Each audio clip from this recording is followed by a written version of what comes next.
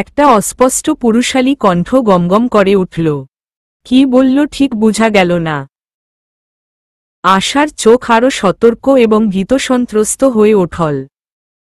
সে আবারও আকুল হয়ে শুধাল, কে আপনি?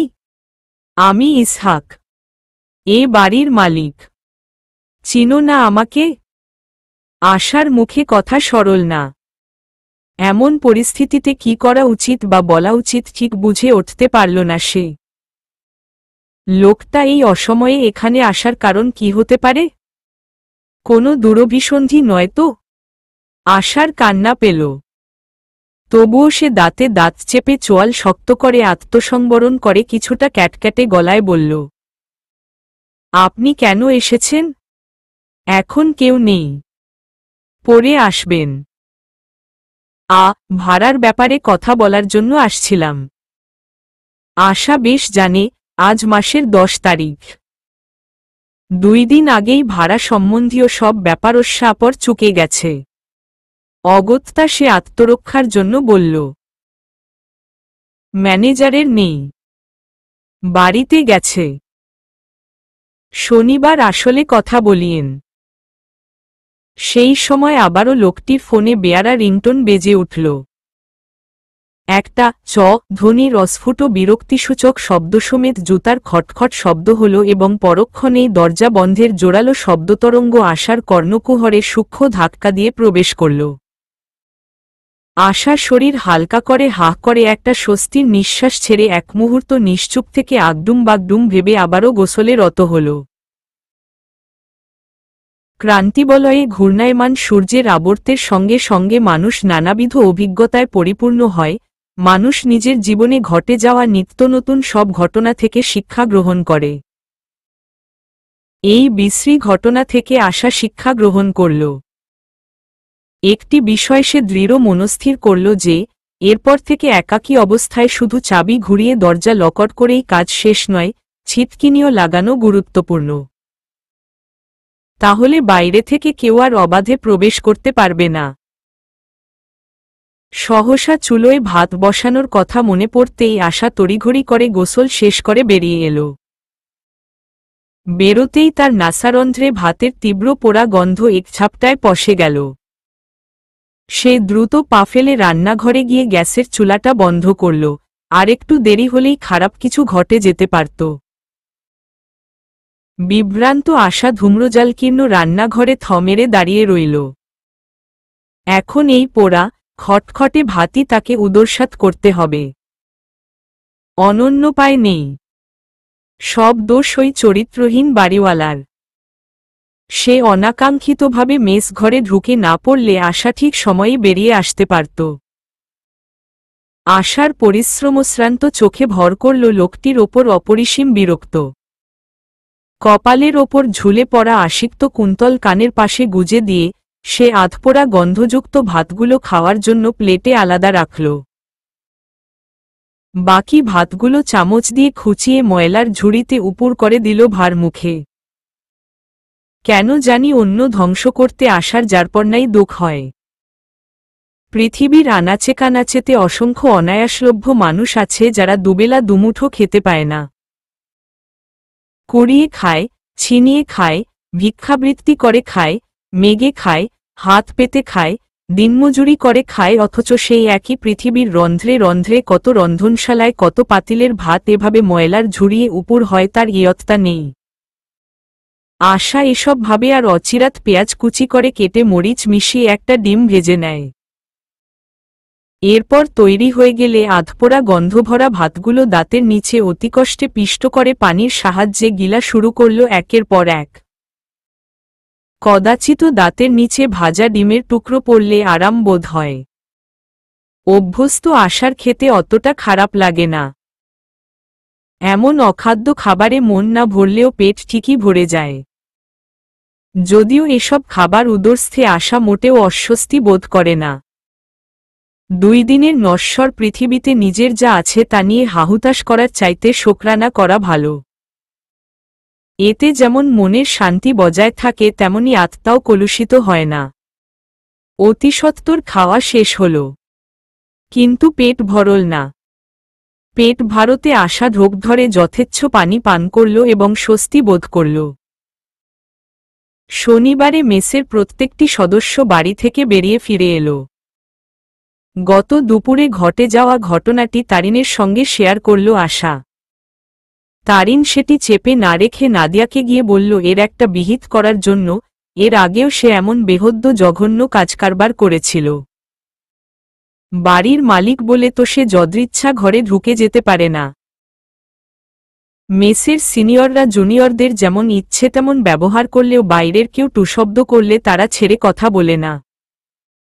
এটাই হয়ে আসছে মহাকাল ধরে। এই প্রথার অন্যথা খুব একটা হয় না। যথারীতি ব্যাপারটা শুনে নাদিয়াও বসে থাকতে পারল না। এমনিতেই স্বভাবত সে ধৃষ্ট আর বেপরোয়া স্বভাবের। এসব কথা শুনেই সে রেগেমেগে আগুন হয়ে বাড়িওয়ালার স্ত্রীর কাছে গিয়ে ঠোঁটের আগায় যা আসে তা ছুঁড়ে দিয়ে নালিশ করে এলো। এর আগে এমন নালিশ দেওয়া হলেও চরিত্রহীন বাড়িওয়ালার কোনো বিকার হয়নি। এই জীবনে তার সুমতি আসবে বলেও আশা করে না কেউ। তবুও কয়টা দিন স্ত্রীর নজরদারিতে থাকায় একটু নিরস্ত রয় সে। এই কয়দিন তার কুদৃষ্টি থেকে রক্ষা পাওয়া যায়। সবাই মিলে স্থির করে এমনভাবে চলতে থাকলে অপারগ হয়ে অন্য মেসে স্থানান্তরিত হবে তারা। মধ্যাহ্নের শেষ প্রহরে আশা আর তারিন ছোট বেকনিতে ঘেঁষাঘেঁষি করে বসেছিল। তারিন এক হাঁটু তুলে তাতে একটি পাতলা ম্যাগাজিন ঠেকিয়ে চোখ বোলাচ্ছিল আর ধীরে ধীরে পাতা উল্টে কমিক্স পড়ছিল, অনেকটা উন্মনা হয়ে। কর্মহীন আশা দুহাতে হাঁটু পেঁচিয়ে ধরে ডানে ঘাড় বাঁকা করে আকুঞ্চিত কপালে আকাশ ফুঁড়ে বৃষ্টিদানার ঝরে পড়া দেখছিল। দেখতে দেখতে তার মনে হয় অনড় হয়ে বৃষ্টি পড়া দেখার মতো সুখপ্রদ আর কিছু নেই। কি সুন্দর করে প্রতিটি দানা মাটির বুকে আছড়ে পড়ে ইতস্তত গড়াগড়ি খেলে। আশা, তুমি অভিনবের কোনো গানটি বেশি পছন্দ করো? হঠাৎ বই থেকে মুখ তুলে তেরোছাভাবে ঘাড় বাঁকা করে জিজ্ঞেস করল তারিন। আশার উদাসী মনটার চমক ভাঙল। তার মুখে উত্তর জোগাল না মুহূর্তেক। কোনো গানের কথা বলবে সে? সে তো কখনো শুনেইনি তার গান। এ যেন লজ্জার কথা। আশা লজ্জিতার মতো মাথা নত করে বলল, আমি শুনিনি ওনার গান। তারিন সত্যি সত্যিই অবাক হল। এত জনপ্রিয় একজন কণ্ঠশিল্পীর সঙ্গে সে এত তুমুল কাণ্ড সংগঠিত করল অথচ তার গানই শুনেনি সে। এও সম্ভব। কিন্তু তারিন এ কয়দিনে বেশ জেনেছে আশা এসব হাবিজাবিতে নেই, পারতপক্ষে মিথ্যাও সে বলে না। কাজেই তাকে বিশ্বাস করতেই হল। সে বিস্ময়বিমোহিত দু চোখকে একটু স্বাভাবিক করে বলল, শুনবে? আশার মনে কৌতূহল জাগল। তৎক্ষণাৎ সে অতিপ্রিয় বস্তুর লোভে মত্ত বাচ্চাদের মতো মাথা নেড়ে উত্তর দিল, হ্যাঁ, শুনব। তারিন মুচকি হেসে ফোনটা হাতে নিয়ে বলল, তাহলে চলো, আজকের দিনের সঙ্গে মিলিয়ে ওর একটা গান শোনাই তোমাকে। তারিন টুকটুক করে ফোন চেপে গান চালু করল। মোবাইলের ছোট স্পিকারের পর্দা ভেদ করে বাতাসে মিশে গেল গানের তরঙ্গ। বৃষ্টি এলে মনের দুয়ারে, শিকল ভাঙা মনকয়েদি ছুটে অভিসারে। ছুটে ছুটে ছুটে ছুটে যায় দিশাহীন হয়ে। হয়ে পাগলপাড়া, ছন্নছাড়া, দিশেহারা। ঘুণে ধরা মনে হয় রক্তক্ষরণ। থেকে থেকে ছিন্ন হয় দুটি মন, অকারণে। বৃষ্টি এলে মনের দুয়ারে, ছুটে এসো বাতাসের মতন। ফিরে যেও উজানস্রোতের বুকে। গানটা বাজতেই থাকল। আশা অন্যরমক কণ্ঠে বলল, লোকটা এত করুণ সুরে গান করে কেন? মনে হচ্ছে যেন কত দুঃখ তার কণ্ঠে জমে আছে। গান গাওয়ার সুযোগ পেয়ে দুঃখগুলো চিবিয়ে গানে ঢেলে দিচ্ছেন। তারিন বলল, যা বলেছ। গলায় দরদ এনে গান করে অভিনব। এজন্যই সবাই এত পছন্দ করে। তোমার কেমন লাগলো? আশা নির্লিপ্তভাবে স্বীকারোক্তি দিল।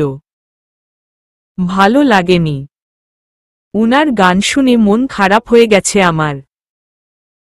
এটাই তো তার সার্থকতা। আশা মানতে নারাজ। সে তর্কিত গলায় বলে ওঠল, না, যে গানে মন ভালো হয় সেটাই ভালো গান। আমি নিজেই যখন দুঃখী তখন এমন গান ভালো লাগে না। যাদের দুঃখের অভাব তারাই খুঁজে খুঁজে এসব গান শুনে। যেমন তুমি। হতে পারে। কিন্তু তাই বলে অভিনবকে তুমি খারাপ বলতে পার না। সে সব ধরনের গান করে। আমি তো সময়টার সাথে মিলিয়ে একটা গান প্লে করলাম মাত্র। আশা হাল ছেড়ে দিয়ে মুখ চুন করে বলল, ঠিক আছে, তোমার অভিনবই সেরা। আমি আর কিছু বলবো না। বদ লোক একটা। শেষের বাক্যটা ঠোঁট ফুলিয়ে বিড়বিড় করে উচ্চারণ করল আশা। তর্কে জিতে গিয়ে তারিন তৃপ্তি স্ফুরিত মুখে হাসল। আশা আলগোছে দেয়ালে হেলান দিয়ে মুখ ঘুরিয়ে আবারও বোধ হয়ে বৃষ্টি নামা দেখা শুরু করল। তারিনও কিছু সময় নিজের মতো থেকে আশার উদ্দেশ্যে প্রশ্ন করল, যা হোক, গুরুত্বপূর্ণ কথায় আসি, কি ভাবলে এখন? কিছু করার পাশাপাশি পড়বে? নাকি শুধু জব করবে? বসে থেকে তো লাভ নেই। প্ল্যানমতো এগোতে হবে তো। আশা মুখ ফিরিয়ে একটু সময় নিয়ে বলল, পড়ার ইচ্ছে আছে, কিন্তু সাহস হচ্ছে না শুরুটা করার। ভয় হচ্ছে, যদি ব্যর্থ হই পড়ে। কোনো কিছু শুরু আগেই যদি কেউ ব্যর্থতার চিন্তা মাথায় আনে তাহলে তার পরাজয়ী হয়। এত না ভেবে শুরু করে ফেলো। ও হ্যাঁ, তোমার জন্য টিউশনি দেখেছি একটা। ক্লাস 5-এর ছেলে। কপাল ভালো থাকলে হয়ে যাবে। কি? পারবে তো? আশা বিস্ময়ে এক মুহূর্ত স্তব্ধ থেকে হিম্মত নিয়ে বলল, কেন পারব না? বেশ পারব। আচ্ছা, তুমি একটা কাজ করতে পারো। ভার্সিটি ভর্তি প্রস্তুতি নেওয়া তোমার জন্য কঠিন হয়ে যাবে। এর জন্য সময়েরও দরকার যা তোমার নেই। তুমি চাইলে পলিটেকনিকে 3rd সেমিস্টারে ভর্তি হয়ে যেতে পারো। ওখানে খরচও কম, 3 বছর পর একটা ভালো অবস্থানেও পৌঁছে যেতে পারবে। প্লাস সেমিস্টার শেষে কিছু টাকাও পাবে। অনেক সুবিধা। তোমার অবস্থা ভেবেই কথাটা বললাম। কিছু মনে করো না আবার। না না, কি মনে করব? কিন্তু আমার প্রয়োজনীয় সব কাগজপত্র তো বাড়িতে রয়ে গেছে। ভর্তি হতে ওগুলো তো লাগবেই। তারিন একটা নিরাশার দীর্ঘশ্বাস ফেলে বলল, বোকা মতো কাজ করলে। দ্রুতই রাইসাকে বলে সেগুলো আনার ব্যবস্থা করো। হাতে সময় কম। আচ্ছা, দেখি কি করা যায়। চিন্তিত আর ভীষণ ভাবুক শোনালো আশার কণ্ঠ। সে রাতেই তারিনের ফোন থেকে রাইসার সঙ্গে যোগাযোগ করল আশা। রাইসা জানালো, আশার সমস্ত টুকিটাকি জিনিসপত্র কুলসুমা সরিয়ে নিলেও আশার কাগজপত্রগুলো রাইসার ড্রয়ারেই রয়ে গেছে দৈবক্রমে।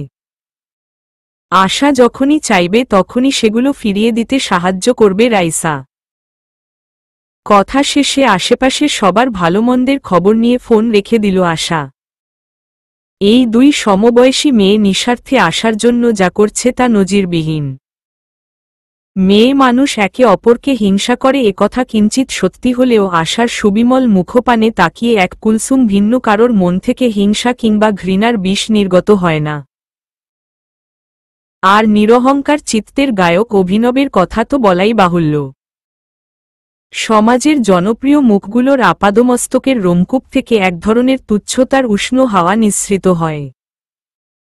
কিন্তু অভিনবের মতো পরোপকারী এবং অমায়িক কজন হয়? কজন জনপ্রিয় মানুষ এভাবে সাধারণ মানুষের সঙ্গে কাঁধে কাঁধ মিলাতে পারে? কজনই বা সাত সকালে এসে দুইজন নিরপরাধ মেয়েকে ছাড়িয়ে নিতে নিজের পকেটের টাকা গচ্চা দেয়? সংখ্যাটা নিপাট নগণ্য। সকালের দিকে আশা, তারিন আর জেনি ফিরছিল বাজার সাঙ্গ করে। মেসের নিয়ম হল সপ্তাহে এক দিন এক একজন বাজার করবে।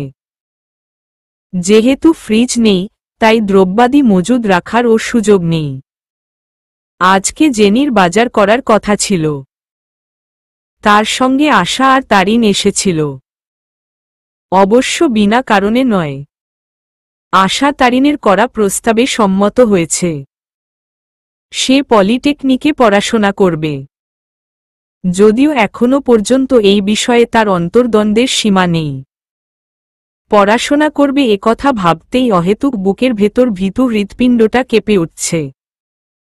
তবুও আর বসে থাকার সুযোগ নেই বলে আজকে তারিনের সঙ্গে গিয়ে কম্পিউটারের দোকানে গিয়ে ভর্তির আবেদন করে এসেছে, কম্পিউটার, সিভিল এবং ইলেকট্রিক্যাল এই 3টি বিষয়ে।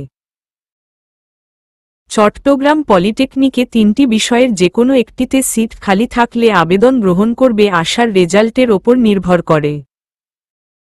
ক্লাস ইতোমধ্যেই শুরু হয়ে গেল বলে বাজারগুলো নিয়ে মেসের দিকে ফেরার সময় হঠাৎ একটি ছেলে তারিনের সামনে এসে দাঁড়াল। অল্পবয়সী তরুণ যুবা ছেলে, মুখে ভীতি আর খুশি মিশ্রিত হাসি। জেনি আমোদিত হল, তারিন বিরক্ত হল, আর আশা শঙ্কিত হল। তারিন কপাল কুঁচকে তাকিয়ে শুধাল, কি সমস্যা?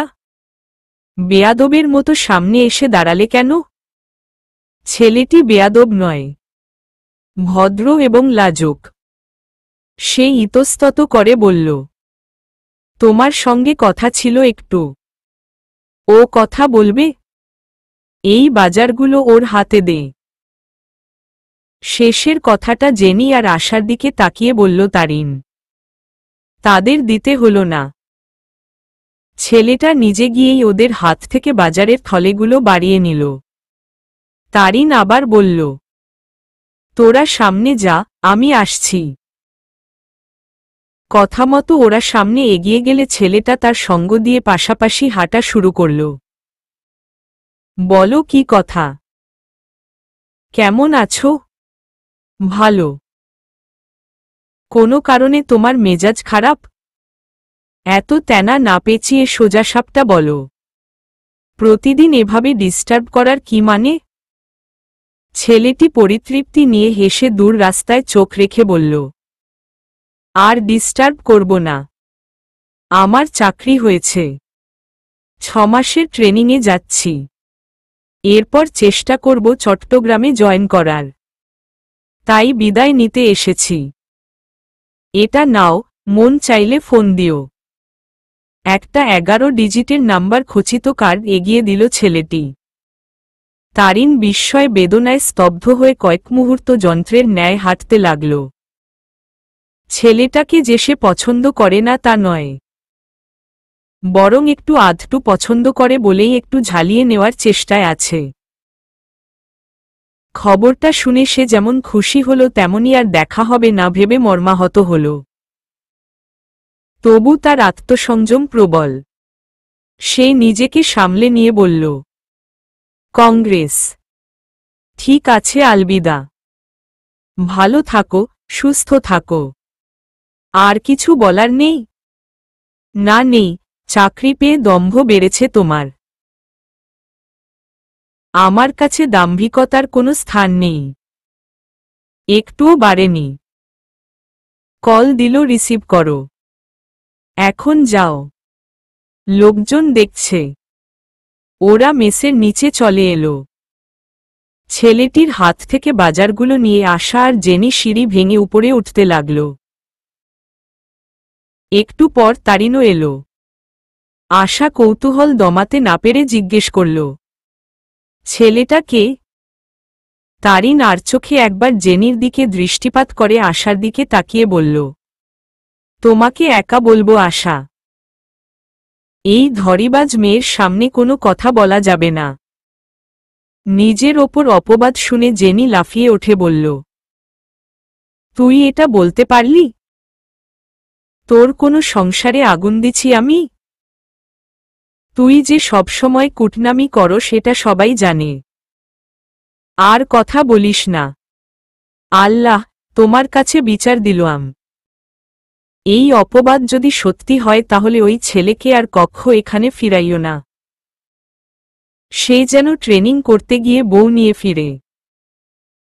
তারিন অগ্নিশর্মা হয়ে তেড়েফুঁড়ে বলল, তার মানে তুই আমাদের কথা আড়ি পেতে শুনছস? তুই জীবনেও ভালো হবি না। জেনি কোনো উত্তর দিল না এই কথার, শুধু বাঁধভাঙা খলখল হাসিতে সিঁড়িঘরের ল্যান্ডিং কাঁপিয়ে তুলল। মেসে এসে বাজারের প্যাকেট খুলে নিচে একপাশে ছড়িয়ে রাখল আশা। এরপর গোত্রাতের হাঁড়িপাতিলগুলো পরিষ্কার করে একটু অবসর নিতে নিজের তোষকে বসতেই সহসা নাদিয়া হাকল বাজখাই গলায়। আশা বিরক্ত না হয়ে একটা নিঃশ্বাস ফেলে ওড়নাটা গলা ঝুলিয়ে পাশের রুমের দিকে গেল। নাদিয়ার রুমে এসে সে অপরাধীর মতো সন্তর্পণে এসে দাঁড়াল। প্রায় মিনিট 2 পর নাদিয়া আত্মনিমগ্ন থেকে আশার দিকে তাকিয়ে বলল, ডাকলে উত্তর দিস না কেন? আশা বলতে পারল না এটা তার স্বভাব। কেউ ডাকলে সে উত্তর না দিয়ে সত্বর তার কাছে এসে দাঁড়ায়। উত্তর না পেয়ে নাদিয়া বিষদৃষ্টি ছুড়ে দিয়ে পুরো রুম ঘুরে কিছু আধোয়া কাপড় সংগ্রহ করে এক জায়গায় করে ছেলে ভুলানো গলায় বলল, আশা এগুলো ধুয়ে দে তো দেখি, আমার শরীরটা ভালো না আজকে। আশা আচ্ছা বলে মাথা নেড়ে কাপড়গুলো কুড়িয়ে নিয়ে বুকের ওপর ঝাপটে ধরে বেরিয়ে যাওয়ার উদ্রেক করতেই তারিন সেখানে এসে দাঁড়াল। নাদিয়া যেন তাকে দেখেইনি এমন একটা ভান করে ফোন চাপতে শুরু করল। তারিন সেদিকে একনিমেক তাকিয়ে আশার দিকে বলল, নাদিয়া আপুর কাপড় তুমি ধুবে কেন আশা? তুমি নিজের কাজ করো, রেখে এসো ওগুলা, যার কাপড় সেই ধুবে। আশা দ্বিধাগ্রস্ত চোখে যথাক্রমে একবার নাদিয়া আর একবার তারিনের দিকে তাকাল। নাদিয়া মাথা নিচু করে চোখ উল্টে তাকিয়ে বলল, তোর এত জলে কেন? ও তো কিছু বলে না। তারিনও কঠিন গলায় প্রত্যুত্তর করল, ও তো বলবে না। একটু বোকাশোকা মানুষ পেলে তুমি যা খুশি করতে পার না। ও কি তোমার চাকর নাকি? নাদিয়া চট করে আস্তিন গুটিয়ে উঠে দাঁড়িয়ে বলল, আমি তোর কাছে জবাবদিহি করতে পারব না। যেখানে সেখানে নাক গলাবি না তুই। তারিন আগের অবস্থানে থেকে ঝগড়াটে গলায় বলল, নাক যখন আছে গলাবি। তুমি ছ্যাচোরার মতো এসব নীরব অত্যাচার বন্ধ করো। নাদিয়া এক পা এগিয়ে ততোধিক চটে গিয়ে গোয়ার গলায় বলল, করব না। কি করবি কর। অবস্থা বেগতিক দেখে আশা এবার ওদের বাকবিতণ্ডায় আসা মধ্যস্থতা করল।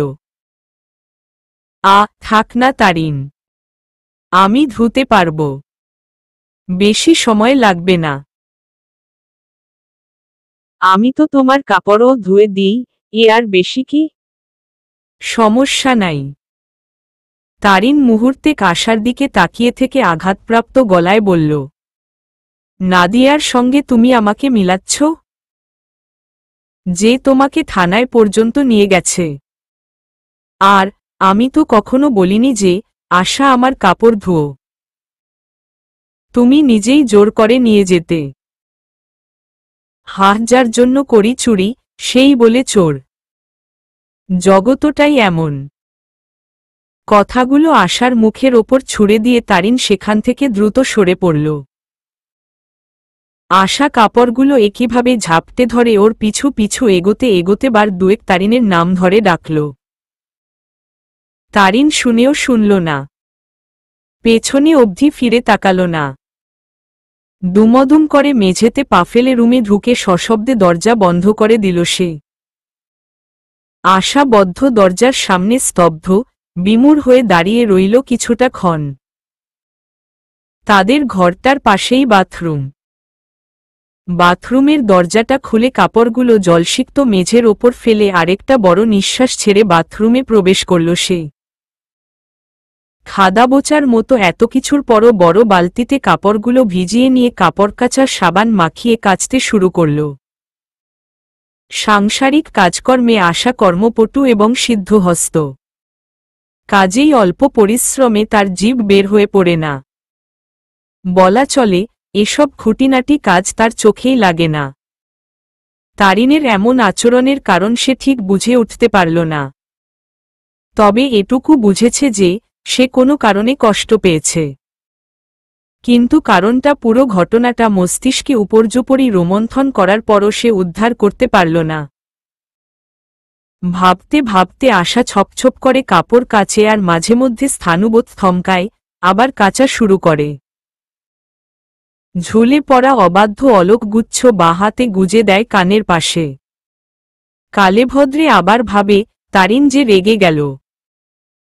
রাগ ভাঙানোর মতো উপযুক্ত আহ্লাদত তার রঘুর স্মৃতি ভাণ্ডারে নেই। তার ভাণ্ডার তো কেবল দুষ্প্রমেয় দুঃখে জর্জর কথায় পরিপূর্ণ। আশার নাকের সুডৌল বিবর গোলে শ্লেষ্মা গড়িয়ে পড়ে ওষ্ঠের ওপর। আশা বাঁ হাতের হাতা দিয়ে সেগুলো তাড়াতাড়ি মুছে আবারে কাপড়ে ভেজায়, সাবান মাখায়, কাচে। আশ্চর্য! আশার মনে পড়ে না শেষ কখন তার সর্দি হয়ে এভাবে নাসারন্ধ্র গোলে শ্লেষ্মা ঝরেছিল।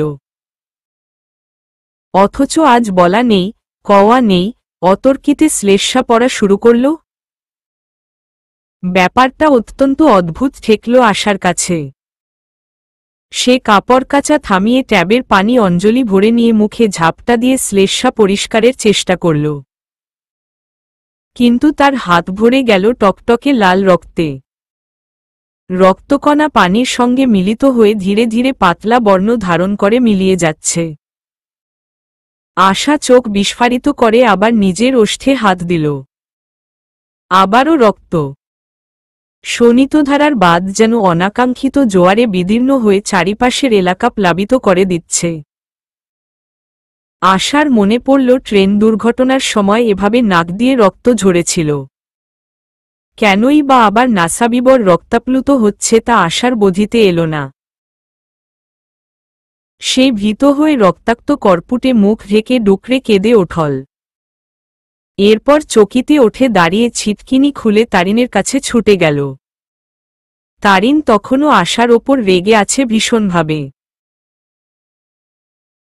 বদ্ধ দরজায় বারংবার করাঘাত করে অশ্রুরুদ্ধ কণ্ঠে ডাকার পরও সে দরজা খুলল না। এদিকে থেকে থেকে চিটচিটে রক্তধারা বলকে বলকে বেরিয়ে আসতে লাগল আশার নাক গলে। জিভে লাগল রক্তের নোনতা স্বাদ। জিভে লাগল রক্তের নোনতা স্বাদ। আশা আবারও কাতর স্বরে ডাকল, তারিন। তারিন বিরক্ত হয়ে দরজা খুলে দিল। অভিমান স্ফীত রাগে অন্যদিকে ঘুরে দাঁড়াতে উদ্যত হতেই সকালের একখণ্ড সূর্যের আলোয় উদ্ভাসিত আশার সারা মুখ রক্তে মাখামাখি দেখে তীক্ষ্ণ আর্তনাদে ঠোঁটে হাত বসিয়ে আটকে উঠল সে। এরপর তড়িৎদামে দরজার কাছে ছুটে এসে কপাল কুঁচকে, চোখে ভয় ঢেলে, ঠোঁটের কোণে সমবেদনার সূক্ষ্মতা ফুটিয়ে তুলে আতিবিতি করে বলল, হায় আল্লাহ! তোমার কি হয়েছে আশা? রক্ত কোত্থেকে? আশা। তারিন রক্ত দেখলে ভয় পায়। কখনো সখনো মূর্ছাও যায়। কিন্তু এবার সে চোখের পাতা নিমিলিত করে, দাঁত চেপে চোয়াল শক্ত করে ঝিম ধরে দৃঢ় হল। আশা একইভাবে পাথরের মতো দাঁড়িয়ে থেকে ভয়ার্ত গলায় বলল, জানি না। হঠাৎ দেখি নাক দিয়ে রক্ত পড়ে। আশার নাক দিয়ে তখনও রক্ত ঝরে চলেছে থেমে থেমে। কিংকর্তব্যবিমূঢ়, আতঙ্কিত তারিন ইতস্তত ছুটাছুটি করে জেনিকে ডাকল বেলকনি থেকে। জেনি ছুটল 3 তলায়। 3 তলার মেয়েদের মেসে একজন ডাক্তারি পড়ুয়া মেয়ে থাকে। আপদে বিপদে তাকেই বিল্ডিংয়ের লোকজন তড়িঘড়ি করে এখানে ওখানে খুঁজে ফিরে। এই মুহূর্তে তাকে পাওয়া যাওয়ার সম্ভাবনা ক্ষীণ। তবুও একবার গিয়ে না দেখা অবধি মনকে শান্ত করা সম্ভব নয়। জেনি চপল পায়ে সিঁড়ি ভেঙে তেতলার ফ্ল্যাটের দরজার সম্মুখে দাঁড়িয়ে খাবি খেতে লাগল।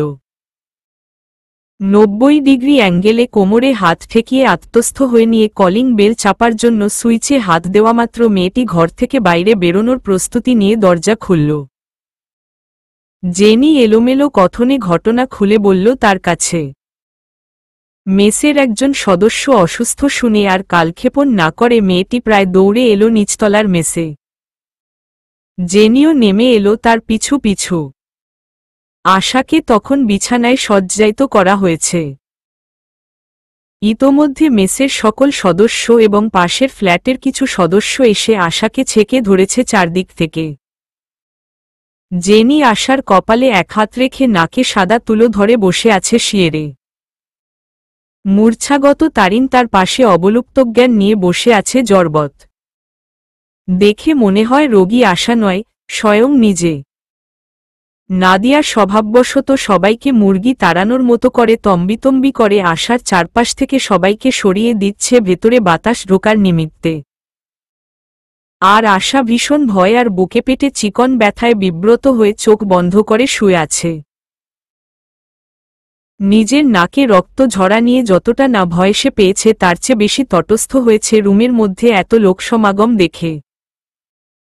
ডাক্তার পড়ুয়া মেয়েটির দেওয়া প্রাথমিক চিকিৎসায় রক্ত পড়া বন্ধ হল বটে, কিন্তু সে তারিন আর জেনিকে আলাদা ডেকে হিতোপদেশ দিল। অতিসত্বর যাতে একটি পরীক্ষা করে দেখা হয়। এর আগে যেহেতু কখনো এমন ঘটনা ঘটেনি এবং ট্রেন দুর্ঘটনার পর আচমকা নাক দিয়ে রক্ত পড়াটা মোটেও ফলপ্রসূ নয়, সুতরাং একটা চেকআপ করিয়ে নেওয়া দরকার। পরিস্থিতি স্বাভাবিক হল খুব তাড়াতাড়ি। রোগী দেখতে উপস্থিত সবাই একে একে নিষ্ক্রান্ত হল। কেউ বা নানাবিধ সদুপদেশ দিয়ে গেল আর কেউ বা করুণাবাক্য প্রয়োগ করে গেল। নিরুপায় হয়ে নাদিয়াকেই তার অবশিষ্ট আধোয়া কাপড়গুলো ধুতে হল তিক্ত বিরক্ত হয়ে। বেয়াক্কল মেয়েটা অসুস্থ হবার আর সময় পেল না। তার চোখমুখের অভিব্যক্তি দেখে মনে হল আশার অসুস্থতা আশাই ডেকে এনেছে। দুপুরের রান্নাটা আশার হয়ে অপটু হাতে তারিন সেরে নিল। কয়েক ঘণ্টা ঘুমে কাটানোর পর সকাল গড়িয়ে দুপুর গড়িয়ে বিকাল হতেই আশা বিছানা ছেড়ে উঠে বসল। দুপুরের খাবারটা বিকালে খেয়ে চাঙা হয়ে আবারও আগের মতো নিত্যদিনের মতো সব কাজ করতে শুরু করল সে। এমনকি বিকেলের শেষে ছাদে একটু ঘোরাঘুরিটাও বাদ গেল না। দৃশ্য তো মনে হবে একটু আগে ঘটে যাওয়া বিষয়টি সম্পূর্ণ অলৌকিক। সে আবার অমর্ত্য বলে আরোগ্য লাভ করে উঠে দাঁড়িয়েছে। তারিনের রাগের টিলা পাহাড়টা আশার ওপর বর্তে যাওয়া ঝঞ্ঝায় ধসে পড়েছে অনেক আগেই। সে আশাকে বিশ্রাম নিতে বললে আশা বলে সে দিব্যি ভালো আছে এখন। রাতের খাবারটা আশাই রান্না করল। তারিন আশার আর্থিক দুরবস্থার কথা বিলক্ষণ জানে। সে চেকআপ করার প্রসঙ্গটা আশার কাছে উত্থাপন করবে করে সময় আর সুযোগের অভাবে প্রায় ভুলেই বসল। বলা দরকার, আশা আর তারিনের বিছানা পাশাপাশি, মাঝখানে বিঘাত সমান দূরত্ব কেবল।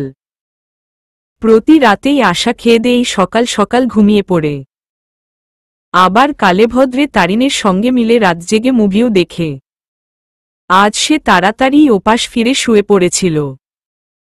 তারিন বিছানায় শুয়ে ঘণ্টা দুয়েক মোবাইলের পিছনে কাটানো পর হঠাৎই আশার চেকআপ করার বিষয়টা মনে পড়ে। তখনই সে অনিচ্ছাবশত আশাকে একবার ডাকে, যদি সে জানত আশা এতক্ষণে ঘুমিয়ে পড়ে। আশা। অপ্রত্যাশিতভাবে আশা ডাকে সাড়া দেয়। বলো তারিন। তারিন সন্নিগ্ধ গলায় বলল, তুমি এখনো ঘুমাওনি? ঘুম আসছিল না। কি নিয়ে চিন্তা করছ?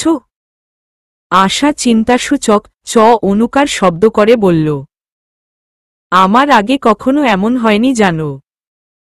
আজ কেন হলো তাই ভাবছিলাম। তারিন শঙ্কিতচিত্তে অভয় দিল, ও কিছু না, চিন্তার কিছু নেই। ডাক্তার মেয়েটা বলেছে একটা চেকআপ করাতে। আশা করি গুরুতর কিছু হবে না, ইনশাআল্লাহ।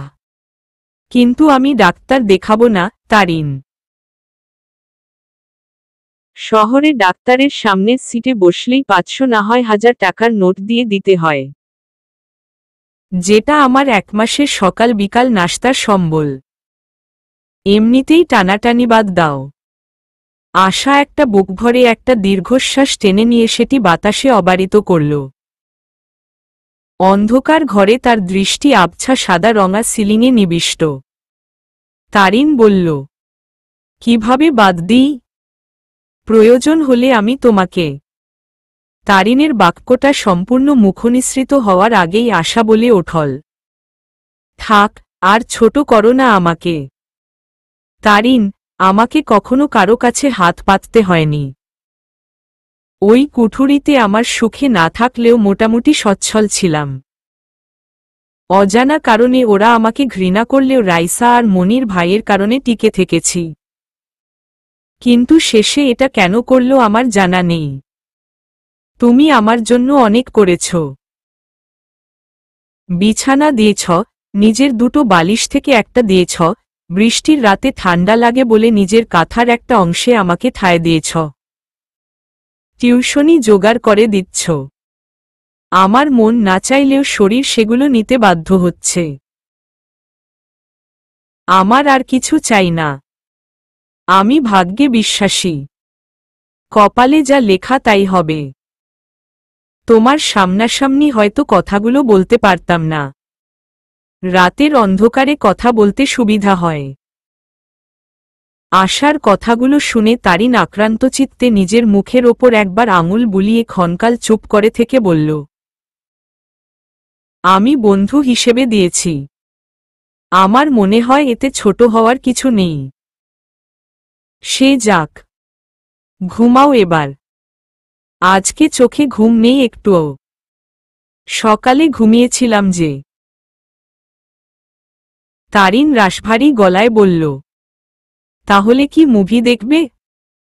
আশা তাড়াতাড়ি প্রস্তুত হয়ে বুকের নিচে বালিশ রেখে উপর হয়ে সোৎকণ্ঠে বলল, হ্যাঁ হ্যাঁ দেখব, কিন্তু হিন্দি মুভি না। ওগুলা বুঝতে পারি না। সাকিব খানের মুভি দেখাও। তার বলার ধরন শুনে তারিন হঠাৎ খিলখিলিয়ে হেসে ওঠে।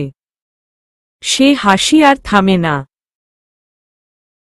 হাসতে হাসতে তারিন দম আটকে আশার গায়ে গুথা দিয়ে কী সব বলে, বুঝা যায় না। আশার মনটা খারাপ হয়ে যায় তাকে এভাবে হাস্যস্পদ বানানোর কারণে। সে মুখ ভার করে উপর হয়েই ওপাশ ফিরে শুয়ে পড়ে। তারিন আর বাধা দেয় না ওকে। মিনিটেক দুচোখ বন্ধ করে ঘুমানোর চেষ্টা করার পরও যখন চোখের পাতায় ঘুম নামল না তখন সে চোখ খুলে দৃষ্টি ফেলল খোলা জানালার গ্রিল ভেদিয়ে সুদূর দিকপ্রবালে।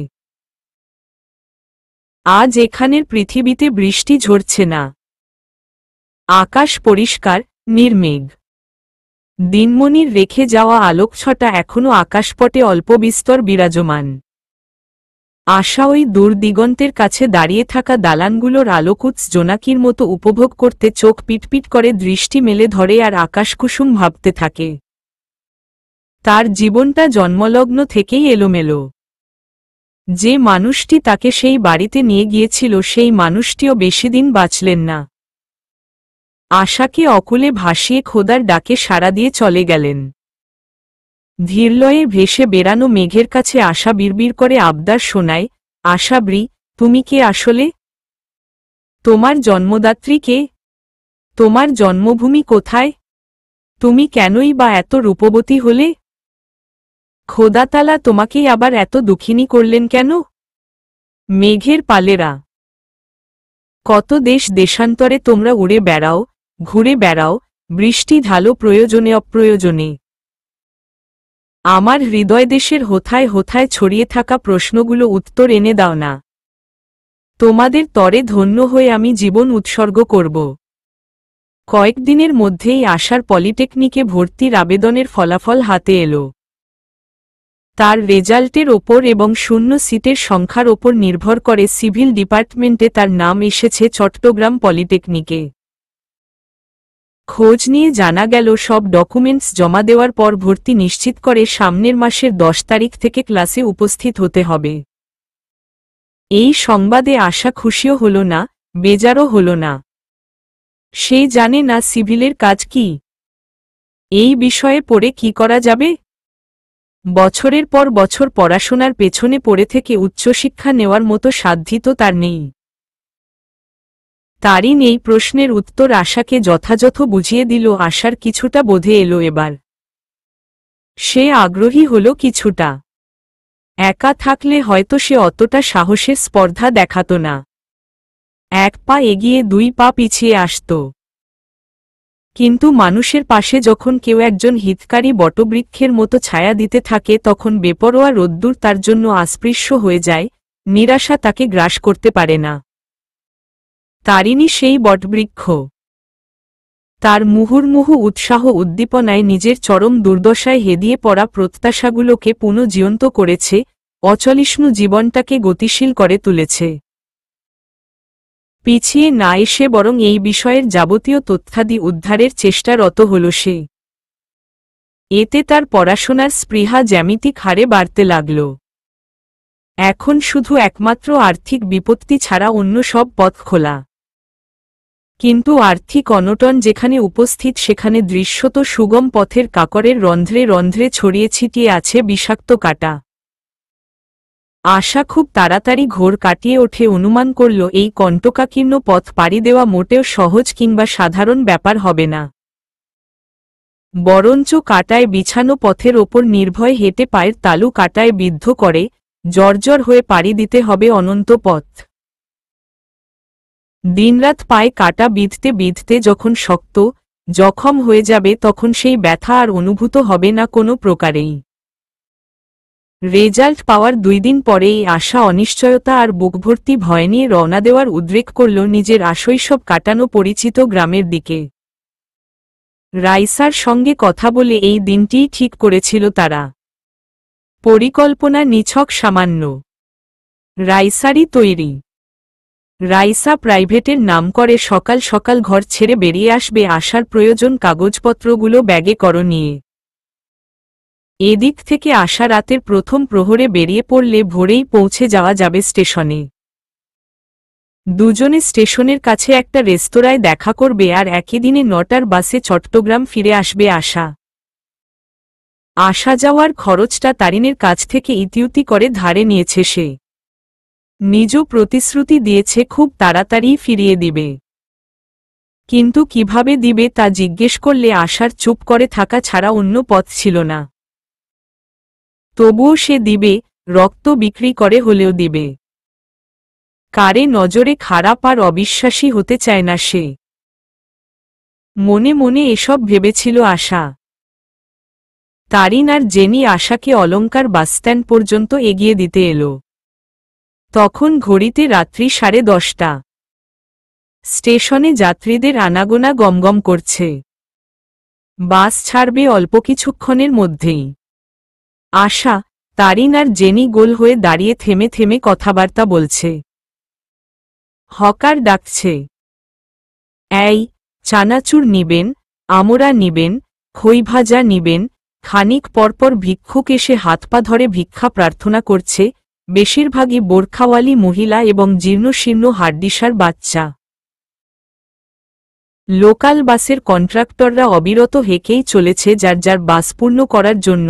এই ঢাকা, কুমিল্লা, নোয়াখালী, ফেনী কেউ কেউ বা জোরপূর্বক উপস্থিত যাত্রীদের হাতে টিকিট ধরিয়ে দিচ্ছে। আশাদের দলের কাছেও একজন রোদে পোড়া তামাটে বর্ণের লোক বাসে চড়ার প্রস্তাব নিয়ে হাজির হল। তারিন তাকে আচ্ছামতো দাবড় দিয়ে তাড়িয়ে দিল। শুনো, ওখানে পৌঁছেই একটা খবর দিবে। আর সাবধানে যাবে। Best of luck. মুরুব্বিদের মতো বরাভয় দিয়ে বলল তারিন। জেনি বাসের দিকে উকিঝুঁকি মেরে ঠোঁটের একপাশ চুলকাতে চুলকাতে বলে ওঠল, তোমার সিটের পাশে তো বুইরা একটা বসেছে দেখি। সাবধানে থাকবা। বুইরাটার চেহারায় লুইচ্চা লুইচ্চা ভাব আছে। তারিন ধমক দিয়ে ওঠল, চুপ থাক।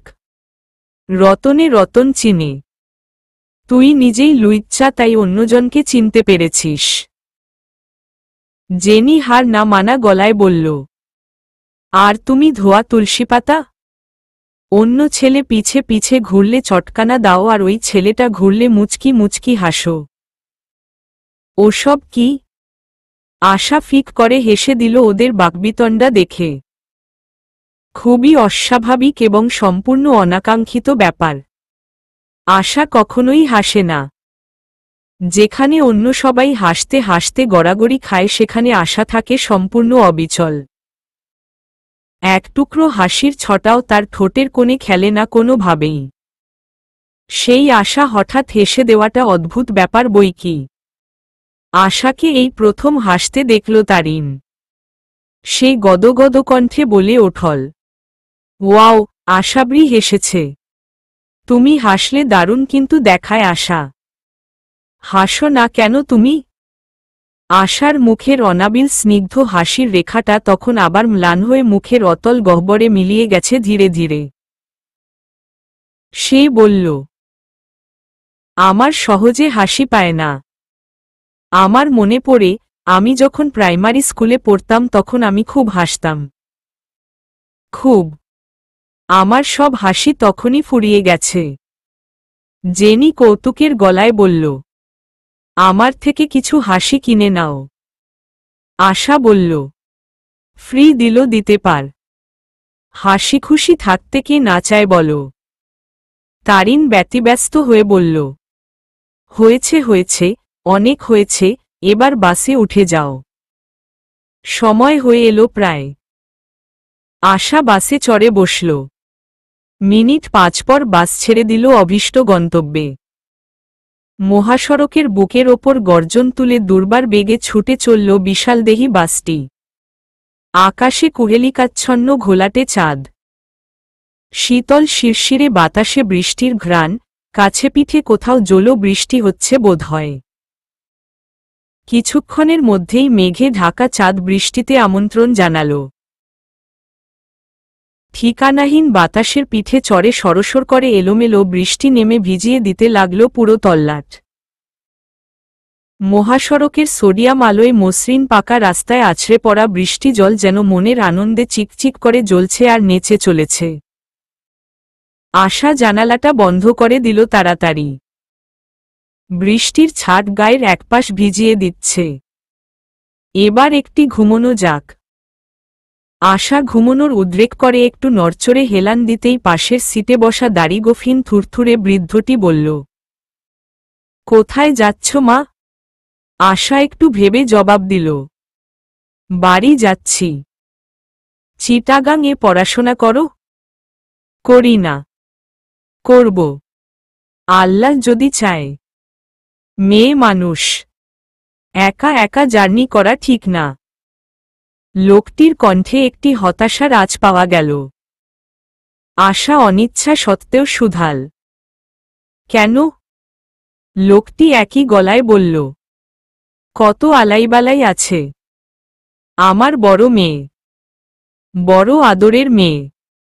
চট্টগ্রামেই পড়াশোনা করত। চট্টগ্রাম ভার্সিটিতে। হঠাৎ একদিন বলা নেই কওয়া নেই, উধাও হয়ে গেল। আর ফিরল না। সেই শোকে ওর মাটাও গেল। কে জানে বেঁচে আছে কি মরে গেছে। তবুও অপেক্ষা করে আছি, একদিন ফিরবে। আশা ব্যথিত হল না, আবার খুশিও হল না।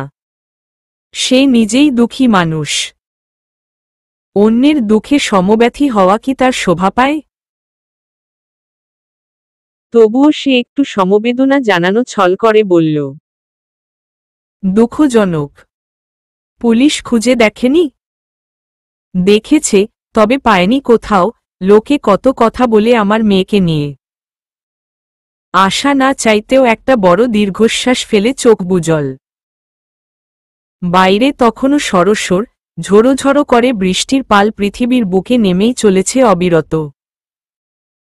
জানালার ঈষদোচ্ছ কাছে জমেছে শরৎ সকালের ঘাসের মতো বিন্দু বিন্দু কুয়াশানুরূপ বাষ্প। আশা আধো আধো চোখ খুলে বাষ্পগুলো হাতের তুলতুলে তালু দিয়ে পরিষ্কার করে দিল। রাতভর গাড়ির একঘেয়ে ইঞ্জিনের শব্দ, হর্ন ডানে বামে দুলুনিতেও আশা বেঘোরে ঘুমাল। যার ফলে একটু দেরি করে জাগলেই তার গন্তব্য ছেড়ে গাড়ি অনেক দূরে চলে যেত। ঘুম থেকে জেগে সে বৃদ্ধ লোকটাকে ডিঙিয়ে দ্রুত সামনের দিকে গিয়ে হাকুপাকু করে বলল, নামিয়ে দেন, নামিয়ে দেন, আরে স্টেশন ফেলে যাচ্ছে তো, নামিয়ে দেন। কন্ট্রাক্টর ড্রাইভারকে বাস থামাতে বলে তারা গলায় বলল, এত ঘুমাইলে কেমনে হয় আফা? কতবার জিগাইছি এই জায়গার কেউ আছেনি, নামেন। আশা মুখখানা চুন করে নিরুত্তরে নেমে গেল স্টেশনে। এই তো এই স্টেশনেই রাইসা তাকে ঢাকামুখী বাস ধরিয়ে দিয়েছিল। এখন সেই রাইসার অপেক্ষায় থাকতে হবে ঘণ্টা দুয়েক। এর মধ্যেই সকালের নাশতাটা সেরে নিতে হবে। বমি হবার ভয় রাতে ভাত খাওয়া হয়নি তার। এখনই কিছু একটা পেটে না দিল শরীরটা বিদ্রোহ করে বসবে এতে সন্দেহ নেই। আশা আশেপাশে একটু ঘুরে দেখে গা ঢাকা দেয়া যায় এমন নিরাপদ একটা রেস্তোরাঁয় প্রবেশ করল। রেস্তোরাঁয় তখনও কম সংখ্যক লোকজন ভোজন সারছে। আশা চারিদিকে একবার ভীতুদ্বেলিত চোখ বুলিয়ে কোণার একটি টেবিলে কুকরিমুকরি মেরে বসে পড়ল। সদ্যপ্রস্তুত গরম গরম সিঙারা অর্ডার করা হল। সিঙারা তার পছন্দের নাশতা। 2টা সিঙারা, 1 কাপ চা, 1 গ্লাস পানি। ব্যাস এতেই পেট খলখল করে হাসে। ধোয়া ওঠা সিঙারা সামনে এলে আশা বুভুক্ষুর মতো গপ করে কামড় বসায়। এরপর জিভে উষ্ণতা অনুভূত হওয়ায় হাহা করে মুখের ভেতর সিঙারা টুকরো ঠান্ডা করার চেষ্টা করে। আহ, আস্তে খাও, গাল পুড়ে গেলে পরে স্বাদ লাগবে না। কথাটা শুনে আশার বুকটা ধরাস করে কেঁপে উঠল। মুখ থেকে কবষ্ণ সিঙারা পড়ে গেল প্লেটের ওপর। মায়াবী ধারালো চোখ দুটো তুলে সামনে তাকাতেই দেখতে পেল হাস্যোজ্জ্বল মুখে তার দিকে এগিয়ে আসছে দীপ বড়ুয়া। আহ, আস্তে খাও, গাল পুড়ে গেলে পরে স্বাদ লাগবে না। কথাটা শুনে আশার বুকটা ধরাস করে কেঁপে উঠল। মুখ থেকে কবষ্ণ সিঙারা গেল পড়ে প্লেটের ওপর। মায়াবী ধারালো চোখ দুটো তুলে সামনে তাকাতেই দেখতে পেল হাস্যোজ্জ্বল মুখে তার দিকে এগিয়ে আসছে দীপ বড়ুয়া। আশা ভীতবিস্ফারিত চোখ দুটো মেলে বশীভূত ন্যায় নিশ্চল হয়ে বসে রইল আগের জায়গায়। এই মুহূর্তে তার কি করা উচিত? সিঙারা দুটো হাতে মুঠো করে একছোটে পালিয়ে যাওয়া উচিত, নাকি লোক ডেকে এনে একে প্যাদানি খাওয়ানো উচিত? আশা কোনো টিই করতে পারল না। দীপ তার সামনের চেয়ারটায় এসে বসল স্বাভাবিকভাবে। আশা বিড়বিড় করে উচ্চারণ করল, দীপ ভাই। দীপ কাষ্ঠহাসি দিয়ে 2 কনুই টেবিলের ওপর বসিয়ে চকচকে গালে হাত বুলাতে বুলাতে বলল, চিন্তা করো না, আমি তোমাকে ধরে নিয়ে যাব না, এতটা জাহেল আমি নই। এরপর খাবারগুলোর দিকে আঙুলি নির্দেশ করে বলল, খাও, মনে হচ্ছে অনেকদিন খাওনি। আশা কিছুটা আশ্বস্ত হয়ে দীপের দিকে অদ্ভুত দৃষ্টিপাত করে থেকে মুখ থেকে পড়ে যাওয়া ঈষৎ লালাসিক্ত সিঙারার টুকরোটা আবারও মুখে দিল। মনে মনে সে প্রমাদ গুনল, দীপ ভাই কোনো অঘটন না করলেই হয়। দীপ নিজেও কিছু নাশতার অর্ডার করল। তারপর বলো, কোথায় আছো এখন? আশা এই প্রশ্ন এড়াতে পাল্টা প্রশ্ন করল, আপনি কিভাবে জানলেন আমি আজকে এখানে আসব? দীপ কিছুটা অবাক হওয়া গলায় বলল, বা, যে মেয়ে চোখ তুলে কথা বলতো না সে এখন চোখ তুলে কথা বলছে, আবার যে প্রশ্নের ওপর প্রশ্ন করত না সে এখন। আশা লজ্জা পেয়ে চোখ আর গলা দুটোই নামিয়ে বলল, আমি আর আগের আশা থাকতে চাই না দীপ ভাই। বলুন না, আপনি কার কথায় এখানে এসেছেন? ওরা কি জেনে গেছে যে আমি এখানে আসব? আশার স্বরে উৎকণ্ঠার দুন্দুভি বেজে ওঠে। ভাস্বর চোখ দুটো আবারও গিয়ে পতিত হয় দীপের চোখের ওপর। সে চাহনি দীপের হৃদয়নগরে কালবৈশাখীর ঝড়ের মতন বৈনাশিক তোলপাড় শুরু করে। সে অতি সাবধানে সন্তর্পণে চোখ ফিরিয়ে নেয়। চায়ে আলতো চুমুক দেয়। এরপর আশার দিকে না তাকিয়ে চায়ের ফেনিল তরলের দিকে চেয়ে বলে, কেউ জানে না, শুধু রাইসা আর আমি জানি। ও একটু পরই আসবে। ও এলেই আমি চলে যাব। আমিই ওকে বিপাকে ফেলে প্রতিজ্ঞা করিয়েছিলাম যাতে তুমি এখানে আসলে আমাকে জানায়। আমি তোমার ক্ষতির কারণ হব না। চিন্তা করো না। শুধু একটু আলাপ করার জন্য এসেছি। আশা নীরব। তার কিছু বলার নেই। লহমার পর লহমা কেটে যায় আর বাকস্ফূর্তি হয় না কারো মুখে। আশা সিঙ্গারা খেতে থাকে। নির্ধারিত 2টা না, 3টা খাওয়া চলছে, 4টা খাওয়া যাবে। যা বোঝা যায়, বিল দীপই দিবে। একটা ছেলে উপস্থিত থাকতে মেয়েরা বিল দেওয়ার ভান করে অংশগ্রহণ করতে চায় বটে, কিন্তু অন্তর চায় বিল ছেলেটাই দিক। আশা চিরকেলে চুপচাপ স্বভাবের মেয়ে জেনেও আজ তার নীরবতা দীপের অন্তরে বাজে। অগত্যা সে আবার শুধায়, কই? বললে না তো কোথায় আছো এখন? আশা সরাসরি না বলে একটু ঘুরিয়ে বলল, আছি, দক্ষিণে। কি করে দিন কাটছে? আশা নির্লিপ্তভাবে উত্তর দেয়, চলছে একরকম সুখে দুঃখে। খারাপ না।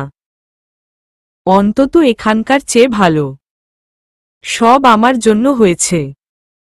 আমি না থাকলে হয়তো তোমার ভালো কোনো ঘরে বিয়ে হতো। এভাবে পালাতে হতো না। পূর্বস্মৃতি স্মরণ করে আশা একটা দীর্ঘশ্বাস ছেড়ে চুপ করে থাকে। 4টা সিঙ্গারা ইতোমধ্যে শেষ। তার আরও খেতে ইচ্ছে করে, কিন্তু চক্ষুলজ্জায় মুখ ফুটে বলতে পারে না।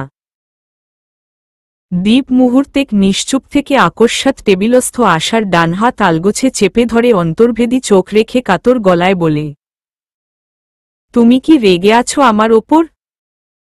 আশাবরী তার আবদ্ধ হাতটা খুব ধীরে ধীরে ছাড়িয়ে নিয়ে স্বভাবসিদ্ধ এলোমেলোভাবে বলে, আমি আপনার প্রতি কৃতজ্ঞ, ওই বাড়ি থেকে আমাকে মুক্তির পথ দেখিয়ে দেবার জন্য। এখন আমাদের পথ আলাদা। আপনি বিয়ে করে সুখী হন। হুমম দেখা যাক, বলে দীপ একটা খাম বের করে আশার দিকে বাড়িয়ে দিয়ে বলে, যতদূর জানি তোমার রোজগারের কোনো পথ নেই। টাকাগুলো রাখলে খুশি হব। আশা ভ্রুকুটি করে খামটা একটু নেড়েছেড়ে দেখে একটা নিঃশ্বাস টেনে বলল, দীপ ভাই, আমি আজও আপনাকে খুশি করতে পারলাম না। কিছু মনে করবেন না। বলে খামটা আবার দীপের দিকে ফিরিয়ে দিল সে। দীপ ব্যথিত নয়নে এক পলক তাকাল। এরপর নিষ্ক্রিয়ের মতো খামটা নিজের পকেটে পুরে নিল আবার। ঠিক সেই সময় রাইসা কাঁধে পুষ্ট একটা ব্যাগ ঝুলিয়ে অনেকটা দৌড়ে রেস্তোরাঁয় প্রবেশ করল। আশা আর দীপ উভয়ই দূর থেকে ওর ব্যস্ততা দেখে দাঁড়িয়ে গিয়ে সেদিকে ফিরল। কাছে এসে রাইসা আশার ওপর ঝাঁপিয়ে পড়ে ঝাপটে ধরে রাখল বেশ কিছুক্ষণ। আশার সুগঠিত বঙ্কিম কাঁধে থুতনিটা ঠেকিয়ে, গলাটা দুহাতে পেঁচিয়ে ধরে দুফোঁটা সুখশ্রু গালে গড়িয়ে দিল সে। এরপর সিধা হয়ে দাঁড়িয়ে আশার 2 বাহু ধরে প্রশ্ন করল, কেমন আছো? কত জায়গা খুঁজে এই রেস্তোরাঁয় আসলাম। আশা আর চোখে একবার দীপের দিকে তাকিয়ে বলল, ভালো আছি, ওদিকে কি অবস্থা? আশার আরচোখা চাহনির মানে দীপ বুঝে নেয়। সে তৎক্ষণাৎ সবার কাছ থেকে বিদায় নিয়ে বিল দিয়ে বেরিয়ে যায়।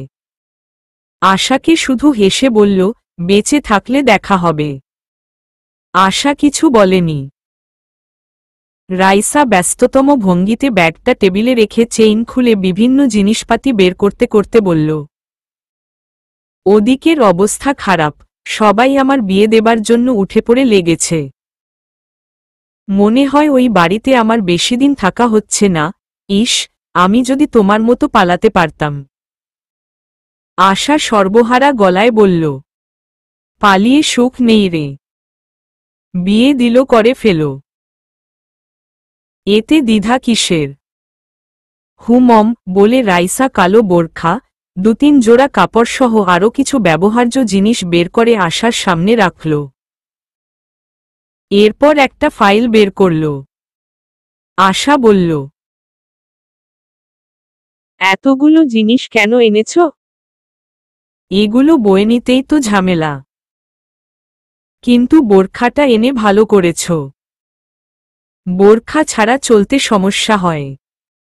এগুলো তোমারই জিনিস, নিয়ে যাও কষ্ট করে। তোমার যে ওখানে থাকতে কষ্ট হচ্ছে তা আমি বুঝেছি। কয়েকদিন গেলে ঠিক হয়ে যাবে। কোনো ব্যবস্থা হলো কি? সামনের মাস থেকে একটা টিউশনি দিবে বলেছে তারিন। তোমার বান্ধবীটা না থাকলে আমি বোধহয় ওখানে টিকতেই পারতাম না। বলতে বলতে আশার চোখ যেন অনুপস্থিত তারিনের কৃতজ্ঞতায় ভরে ভরে ওঠল। হ্যাঁ, ও ছোট থেকেই বেশ পরোপকারী। এজন্যই তোমাকে ওখানে পাঠানোর সাহস হয়েছে, না হয় মাথায় আসত না। নয়তো এতদিনে হয়তো তুমি মায়ের ইচ্ছের বলি হয়ে দীপের বউ হতে। দীপের কথা আসতেই আশা জিনিসগুলো নিজের ব্যাগে পুরা থামিয়ে চোস্ত গলায় প্রশ্ন করল। ভালো কথা, দীপকে কেন বলেছিলে এখানে আসতে? রাইসা অদ্ভুত মুদ্রায় চোখ ঘুরিয়ে ঠোঁট গোল করে নিঃশ্বাস ফেলে বলল, আর বলো না, বাধ্য হয়ে বলেছি। কিন্তু ও তোমার সমস্যা করবে না, এটা নিশ্চিত। আশা আবারও টুকটাক জিনিসগুলো ভাঁজ করে ব্যাগে পুরতে পুরতে বলল, না করলেই ভালো। এত চাপ আর নেওয়া যায় না। বোরখাটা এখনই পরে নিতে চাই। শপিং মল খুলেনি এখনো, একটু পর খুলবে। এরপর আরও কিছুক্ষণ কথাবার্তা বলে নাশতাপানি সেরে ওরা রেস্তোরাঁ থেকে বেরিয়ে এলো। একটা শপিং মলের চেঞ্জিং রুমে গিয়ে আশা ঝটিতি বোরখাটা গায়ে গলিয়ে নিল। মনোহর চোখযুগল বাদে সারা মুখাবৃত করে নিল কালো সিল্কি কাপড়ের নেকাবে। এরপর ভারী ব্যাগটা 2 কাঁধে প্রলম্বিত করে দিয়ে পুনরায় স্টেশনে ফিরে এলো রাইসাকে সাথে নিয়ে। আশা গিয়ে টিকিট কাটল। এরপর 2 বোন পরস্পরকে আলিঙ্গন করে হাসি মুখে বিদায় গ্রহণ করল। বাসে ওঠার মিনিট 10 পর বাস ছেড়ে গেল স্টেশন ছেড়ে। দীপ কেবল চিত্রময়ের মতো দূরে দাঁড়িয়ে দৃশ্যটা দেখে মুচকি হাসল। চট্টগ্রাম এসে আশা নিজেকে ভালোভাবে গুছিয়ে নেওয়ার চেষ্টা করল। নিজের দেহাতি স্বভাবগুলো যথাসম্ভব বর্জন করার চেষ্টা করল। এই ইটপাথরের কঠিন শহরে টিকে থাকতে হলে মানুষগুলোর সঙ্গে তাল মিলিয়ে চলতে হয়। নয়তো এত মানুষের ভিড়ে পিষ্ট হয়ে যাওয়ার যার পর নাই সম্ভাবনা থাকে। আশাও এবার তাই করার চেষ্টা করবে। কিন্তু কথায় আছে, স্বভাব যায় না মলে। আশা যতই পাড়াগাঁয়ের সভার ত্যাগ করার চেষ্টা করে ততই যেন স্বভাবগুলো আন্ডাবাচ্চাদের মতো বায়না ধরে তাকে চারিদিক থেকে বুহ করে ঘিরে রাখে। অন্যদের মতন আশার বড় কোনো লাগেজ কিংবা বাক্স নেই যেটাতে করে সে নিজের প্রয়োজনীয় জিনিস রাখবে। সে তার শতচ্ছিন্ন ব্যাগের মধ্যেই সমস্ত থরে বিথরে সাজিয়ে রাখে। সেদিন রাইসার দেওয়া কাপড়গুলোর ভাঁজ খুলেনি আশা। আজ দুপুরের গোসলের আগে ব্যাগের চেইন খুলে একটা কাপড় ভাঁজ ছুটাতেই একটা হলদে রাভার মোড়ানো কাগজ বেরিয়ে এলো। আশা ক্ষণকাল মূঢ় হয়ে সাদা কাগজ মোড়ানো অজ্ঞাত জিনিসটার তাকিয়ে রইল। তারপর দ্বিধান্বিত মনে মেঝের দিকে ঈষৎ ঝুঁকে গোল রাভার প্যাঁচানো কাগজটা খচখচ করে খুলল সোৎসাহে। একে একে বেরিয়ে এলো 7টি কড়কড়ে 1000 টাকার নোট। এত টাকা! আশার হাতে ধরা নোটগুলো কেঁপে উঠে তার শরীরে আকস্মিক দুলুনিতে। সাদা কাগজটার এমাথা ওমাথা চোখ বুলিয়ে 2 ছত্র লেখা পাওয়া গেল। রাইসার হস্তাক্ষর। তাতে গোটা গোটা অক্ষরে লেখা আছে, রাগ করো না, তোমাকে আমি ভালোভাবে চিনি। সামনাসামনি দিল তুমি নিতে না জানি। একবার নিয়েছিলে তাও ঠেকায় পড়ে। তারিন আমাকে বলেছে তুমি কিভাবে দিন কাটাচ্ছ চট্টগ্রামে। সব শুনে টাকাগুলো না দিয়ে পারলাম না। ভাবছ এত টাকা কোথায় পেলাম? তুমি তো জানো আমার টাকা জমানোর অভ্যেস আছে।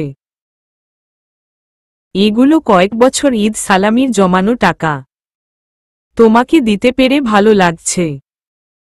তোমার মনে আছে কিনা জানি না, ছোটবেলায় ঈদের সময় বাড়িতে মেহমান আসলে তোমাকেও বকশিশ দিত আর তোমার সৌন্দর্যের প্রশংসা করে গাল টেনে দিত। মেহমান চলে চলে আমি তোমার থেকে টাকা কেড়ে নিয়ে আমার মাটির ব্যাংকে ঢুকিয়ে দিতাম।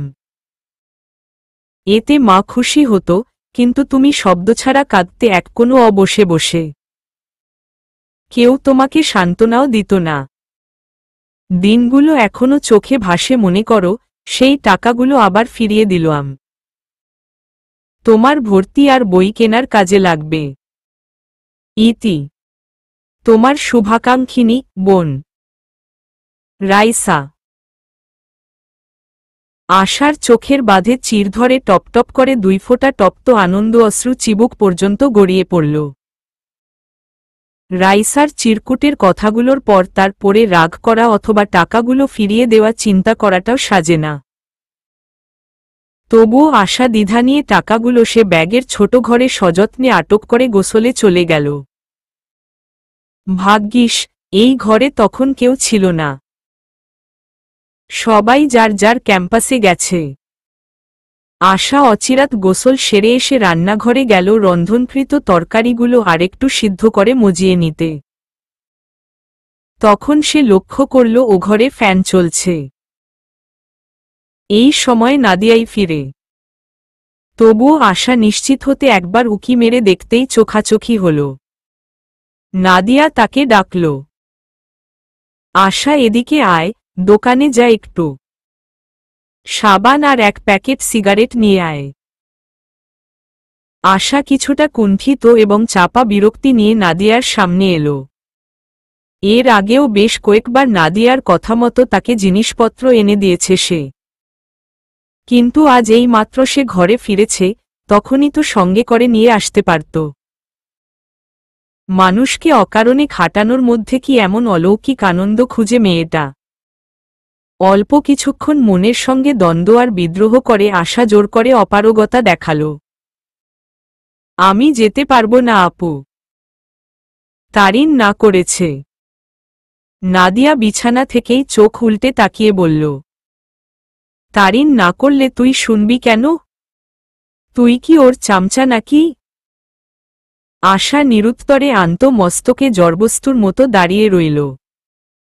নাদিয়া আবারও টাকাগুলো আশার দিকে ঠেলে দিয়ে বলল, যা, তাড়াতাড়ি যা। আশা ইচ্ছে করেই নিজের মধ্যে একগুয়েমি স্বভাব আনতে চাইল। সে মাথাটা হালকা উঁচু করে বলল, তুমি তো একটু আগেই এসেছ নিচ থেকে, জিনিসগুলো তখন আনলেই তো পারতে। দোকান থেকে সিগারেট আনতে আমার ভালো লাগে না। অযথা আমাকে খাটাও কেন সবসময়?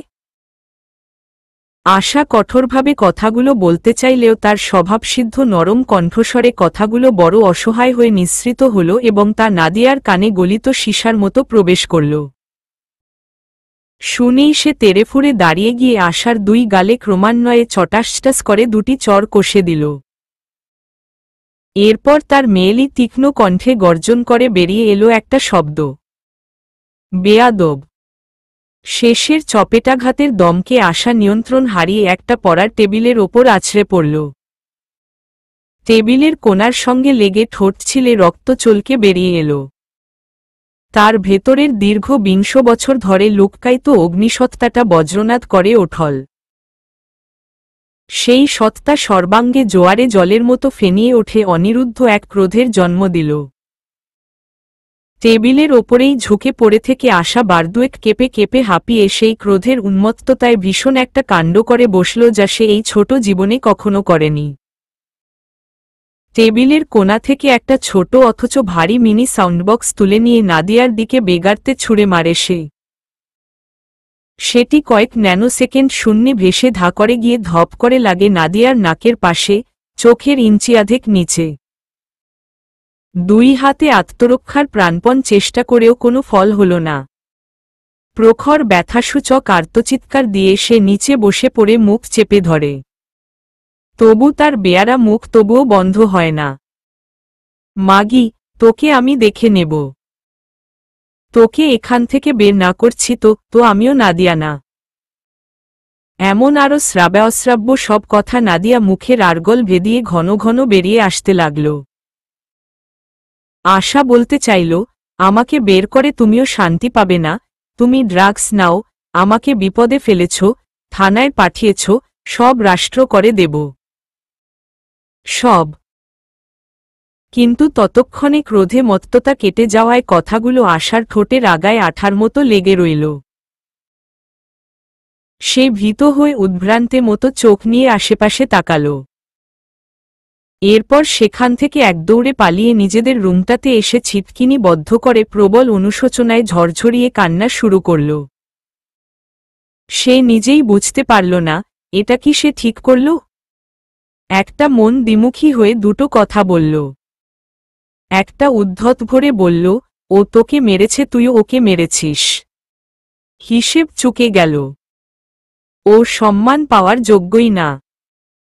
পুনশ্চ অন্য মন বলল, না, এটা ঠিক হয়নি।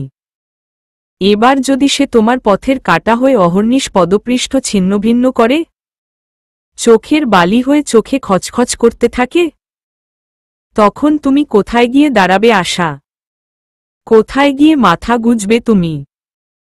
এসব ভেবে ভেবে আশা দুই করপুটে মুখ চেপে নীরবে শব্দহীনভাবে চোখের পানি ছাড়তে লাগল।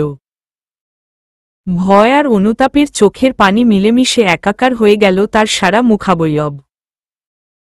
ও ঘর থেকে আঘাতপ্রাপ্ত নাদিয়া ধাতস্থ হয়ে দরজার কাছে এসে চেঁচামেচি করতে শুরু করে। দরজা খোল আশা। তোর এত বড় সাহস, তুই আমার গায়ে হাত তুলছস? আশা ভয়ে গুটিসুটি মেরে ঘরের এক কোণে পড়ে রইল। টু শব্দটিও করল না। দরজাও খুলল না। ওদিকে রান্নাঘরে অল্প আঁচে থাকা তরকারির ঝোল বোধহয় শুকিয়ে একসা এতক্ষণে। চুলা বন্ধ করার জন্য হলেও আশাকে বেরোতে হবে। তখন নাদিয়া তাকে আস্ত রাখবে না। নিজ ভুলের জন্য প্রমাদ গুণল আশা। নাদিয়ার করা প্রতিটি করাঘাত যেন আশার বুকে বাঘের হিংস্র থাবার মতো এসে আঘাত করছে। নেশাকরা মানুষ কতটা ভয়ঙ্কর হতে পারে তা নাদিয়াকে না দেখলে উপলব্ধি করতে পারত না আশা। পৃথিবীর জমিনে এবার একমাত্র তারিণী তাকে রক্ষা করতে পারে এই বিপদ থেকে।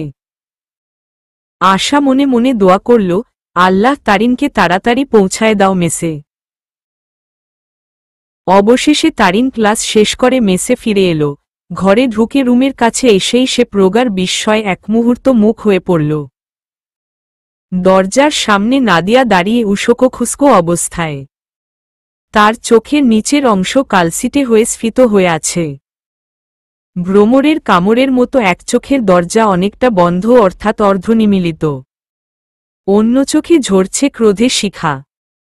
হাতে প্রহারোদ্যত খুন্তি।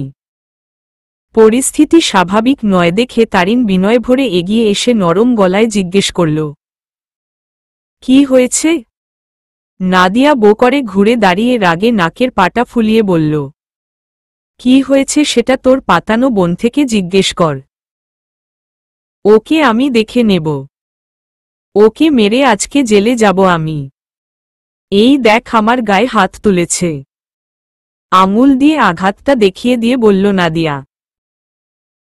তারিন বুঝতে পারল না তার এই মুহূর্তে কেমন প্রতিক্রিয়া দেখানো উচিত। আশার মতো একটা মেয়ে নাদিয়াকে মেরে গালের ওপর সুপারি বসিয়ে দিয়েছে, এ কথা মোটেও বিশ্বাসযোগ্য নয়। তবুও বিশ্বাস না করে উপায় নেই। অন্য কারো হাতে মার খেয়ে এসে আশাকে দোষারোপ করার মতো উন্মাদ নাদিয়া নয়। এত বিষম ব্যাপার স্যাপার। তারিন চোখে সন্দেহ ঢেলে বলল, অকারণে মেরেছে তোমাকে? সে তো রাগও করে না কখনো। নাদিয়া একটু নরম হয়ে চোখ পিটপিট করে বলল, দোকানে যেতে বলেছিলাম, না গিয়ে উল্টা কথা বলছিল, তাই আমি চর দিছিলাম। আমি মারলাম বলে ও আমাকে মারবে? তারিন এবার বুঝল ব্যাপারটা। গতকালই সে আশাকে কড়াভাবে বলে দিয়েছিল, যাতে নাদিয়ার বিন্দুমাত্র গোলামি না করে। আশা সেটা যথাযথভাবে পালন করেছে, বরঞ্চ প্রয়োজনের চেয়ে বেশি করেছে। সে শ্লেষাত্মক গলায় বলল, বেশ তো, জুনিয়র রুমমেটের হাতে মার খেয়েছ, সেটা মনের মধ্যেই রাখো। জানাজানি হলে তোমারই ইমেজ নষ্ট হবে। নাদিয়ার অল্প নিভু নিভু রাগে আবারও ধপ করে জলে ওঠল। সে তারিনকে আঘাত করতে উদ্যত হল, কিন্তু তারিন জ্বলন্ত চোখে 2 পা পিছিয়ে গেল।